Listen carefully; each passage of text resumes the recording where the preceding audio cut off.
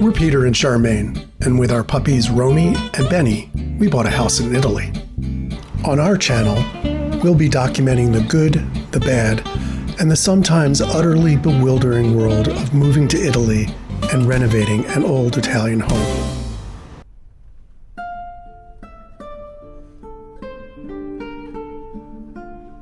That's right, we did it. Charmaine and I have the keys to our ancient home in Puglia. We hired an architect, and we are ready to start the renovation. But this is Italy. You don't just start swinging hammers. Before we can move a single stone, we have to submit a master building permit to the community where we bought the house. And that means any changes we plan to make to the layout of the house need to be decided and submitted and finalized right now on paper. So instead of starting the actual renovation, we've been on video calls with our architect, Dominika. And today we will be discussing the layout of the ground floor of the house.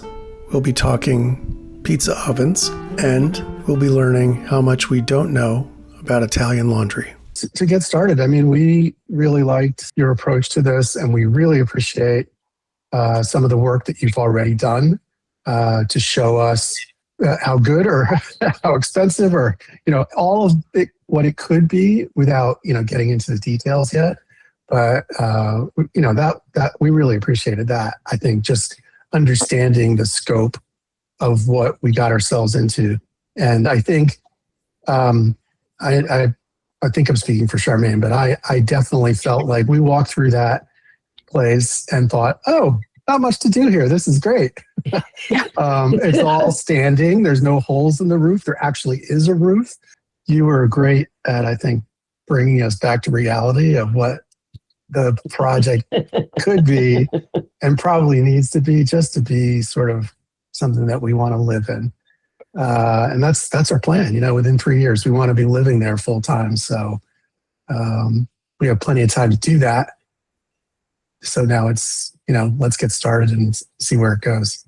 If you remember, more or less, the proposal I made for you was to a bit switch the internal layout of the ground floor in order to create a connection to the garden from the common areas that you can see here in green, and somehow create a master bedroom and bathroom area a bit on the side, so you can see the brown and blue area here, and the secondary bedroom, the green bedroom on the bottom that would have another access from the common area in the middle. This plan intended to show you an alternative solution to what you were asking for in the very first moment when we got to know each other. So we need to understand if this is something that you like, that you feel that can work, or you prefer to work a bit more on the internal layout, and then we can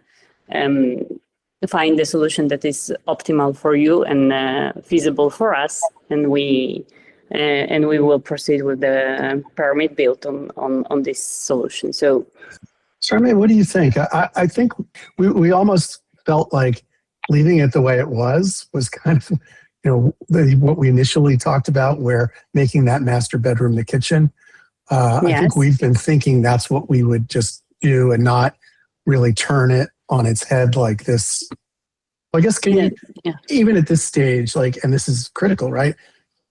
What would be doing what you've suggested, flipping the living space and the bedroom spaces, is that going to involve more work and increase the expense?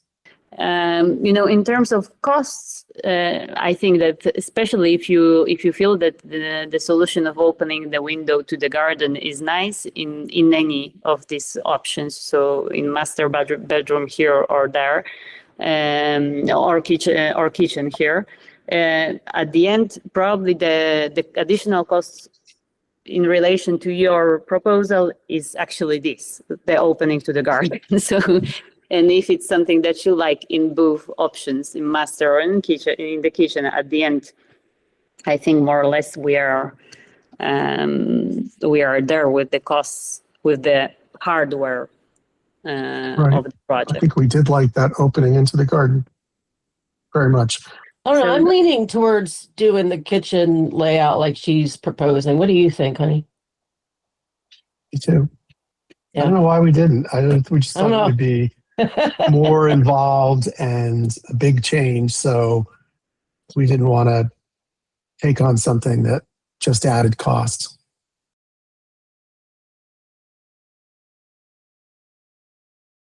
So maybe let's start from the entrance. So you can see that we enlarged a bit the passage between the entrance and the first living room that is located directly on the left side from the entrance.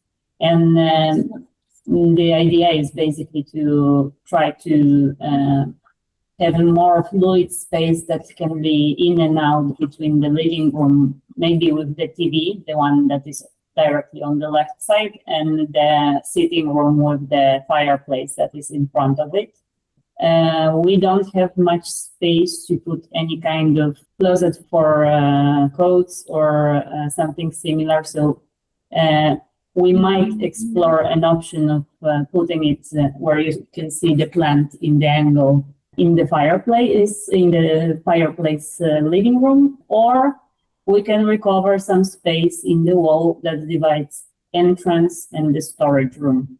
Then above that area, as you can see, we have developed the master area between the studio that is located on the left side and the master bedroom. We can find here enough space in order to locate quite a big wardrobe in the studio area. In the master bedroom, more or less the space itself of the room that is existing is filled with a nice, comfortable bed. And then on the right side, you have the connection, the door to the master bathroom. As you can see, okay, here we wanted to discuss with you the question of the old kitchen that we will find in our master bathroom plan. Here we have two options. Here, the option that you see on the plan is more reusing the kitchen as a folder area and creating sinks at the back. And in the second part of this room, you can see a big shower. Of course, the option is also to have, instead of big shower, a bathtub. And as you can see,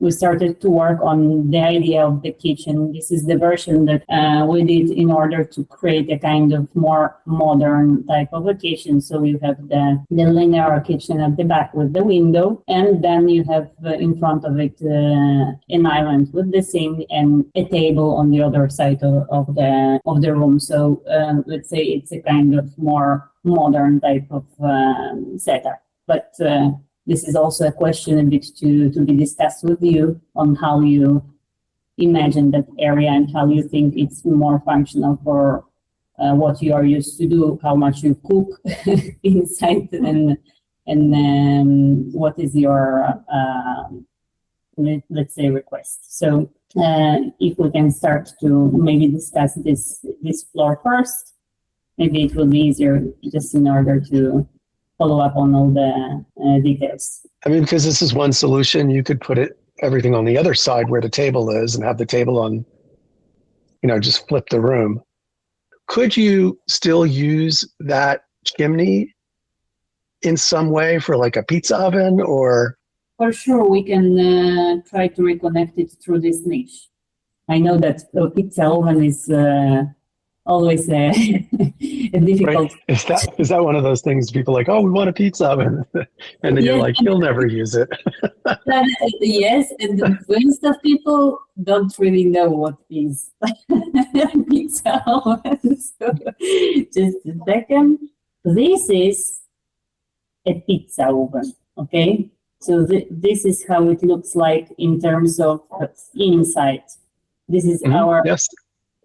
So basically, you see only the opening where you make the pizza. You don't see that much all the rest of it. So what you have in your house is you have the cooking area on top, and then you have the lower part that on the picture is not made with wooden wood burners, but these are the lower part are wood burners basically, no? And then Right, that's where you start the fire and you put the pots on top, right? Exactly. Oh, sure. And I wasn't saying, Dominika, that we would take the oven from the current kitchen and move it into the new kitchen. I was just saying we would use the chimney because the chimney's in that wall. Now, if we put a pizza oven, it would look something like this. You can cook bread and pizza in it. It's entirely different. Okay, so we can. So you mean here in this area to create just a pizza oven type of insertion, and then we will see how it works. We can for sure connect it to this duct. This is not problematic at all. Would that help with the extraction of smoke from the oven? I mean, using that chimney. For sure, especially if you want something that is a real pizza oven. That probably you will never use, but... Charmaine, you tell her my pizzas are pretty good. He makes pizza now, so I think he would actually use it. I make my own dough. He's a good chef. Okay, you know, important that you take your responsibility on this decision. Where do you see us doing laundry in this design? You know, we have always, I know that you always wanted to keep the storage room as a storage room, but we have also an option. We can try to use also a piece of this room. I was thinking about that. Because then you find yourself, for example, we can, I don't know, cut off here just a small area that will be just dryer and the washing machine, and that's it. Someone would have to go through the small bedroom to get to the laundry. Unless we really make one another connection here. Yeah, that might be a good idea because that is just a blank wall now. Yeah, and we will see where is the best point to do everything, because I think that at this point we can keep this one closed. Yeah, it's closed now. Yes. And then we can really maybe manage all this area in the way that you have the space that you can enter the bikes on one side, and then the rest becomes a laundry. Having a traditional dryer generally also needs to be vented to the outside, does it not? The best place to dry naturally is to put it on one of the terraces upstairs. Oh, no, I'm not. I'm sorry, I didn't make myself clear. A drying machine generally has a duct that comes out of it to take the hot air outside the building. So most laundry rooms in the United States, I mean, the washer is just plugged in, it's connected to water. The dryer next to it has a vent out of the back, sort of like an extraction vent in a kitchen that then is vented to the outside of the house because it's hot air that's coming out of it. A lot of people don't have dryers in Italy. People who do, how do they work? The regular dryers here, they are usually manual. They have containers with where the water from drying gets, so they don't do it. The let's say residential type of dryer here will have the container that you have to empty up once a while for water, and they usually don't have ducts. They don't have also that capacity, because what you're speaking about here for us is already a type of dryer that is industrial type of dryer. Usually in the house, you don't have enough, it's not that convenient to make a special type of connection just for the dryer. If it's not something that you really want to have drying in, let's say, made in 15 minutes, I don't know, half an hour, but you just turn it on, and when it finishes, it finishes. Usually it takes around 1 hour, 1.5 hours to dry one cycle. So this is the standard here. If you want something that is more industrial type, the issue might be that we will need to have another type of socket for that. It's not a regular socket here, because of course states work on different also electricity parameters when you use appliances. Here we have, let's say, they cut us off from high power appliances for anything. So count that everything is a bit smaller and a bit less performant than you are used to. That's something to think about, Charmaine. Yeah, we'll put that on the list of stuff to think about. Yeah, our last trip we stayed in an Airbnb. It was a house, and they didn't have a dryer. They just had a washer. And we hung everything outside just like everybody else did. And it was a tiny little washer that could take like 4 pieces of clothing at a time. Yeah, we're a little spoiled here.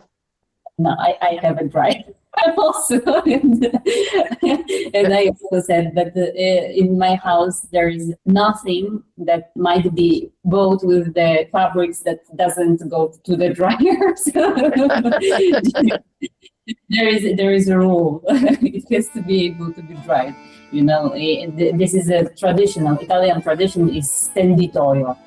And stenditoio, here people, for example, they can pretend to have right to use your rooftop if they don't have stenditoio, a place to naturally dry laundry in their home. So, for example, when you buy a house and you have duplex with the last floor of the block of flats and the rooftop, people can tell you, you have to let me in because I don't have where to dry my... Are you serious? Wow. You have to let me come through your house to get to the rooftop. And if they sold you the house with old rules of notary acts, in the very old notary acts, there is written that your rooftop is being used as a right to dry the laundry for other owners of the building. There is a special type of right that is called sciorinare I panni. Sciorinare I panni is diritto di sciorinare I panni. It's diritto, so it's a law to dry your clothes. So, okay, that's why... That's amazing. That would never fly here, ever.